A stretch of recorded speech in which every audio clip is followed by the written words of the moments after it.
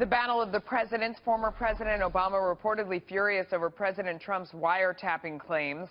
But the president is standing by his claims that Mr. Obama is undermining his administration. This is according to the Wall Street Journal. Here now is Brad Blakeman, former Bush 43 senior staffer, and Capri Cafaro, former Ohio State Senate Minority Leader. She's also a Washington Examiner contributor. Thanks to both of you for joining us.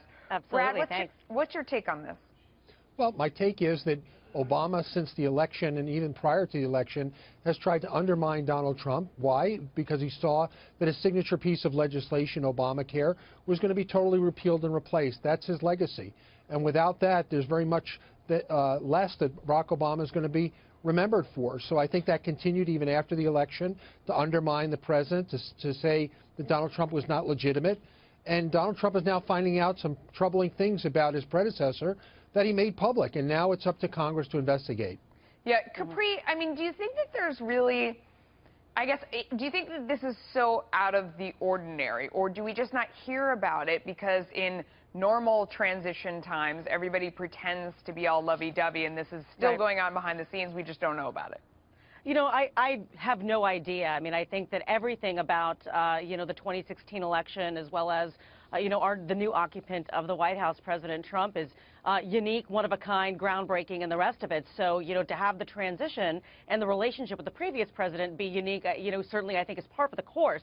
I certainly, for one, am not surprised that President Obama is, angry or livid, as it's been reported, because of the allegations that have been made by President Trump about both the wiretaps as well as somehow being a mastermind behind the White House leak. So, of course, he's going to be upset. It's unfortunate. We like to see our presidents. This is a very exclusive club that only belongs to, a handful of men that are still alive. And I think Americans like to see those presidents get together and find common ground, but it's looking pretty hairy right now between those two. But, Brad, it seems like we are in a new era where people just don't accept what's fake.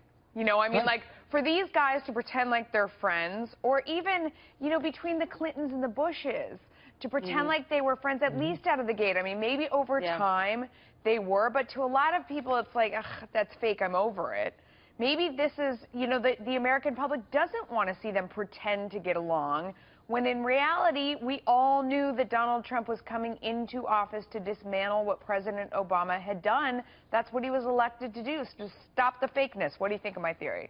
I think you're absolutely right, and that's why Donald Trump got elected as the ultimate outsider in an insider town. And the walls of this phoniness came crumbling down, and Donald Trump tells it like it is, warts and all. And that's what a lot of people on the left can't stand, is because he's telling the truth. He's telling things that people ordinarily would think but would never speak in this town.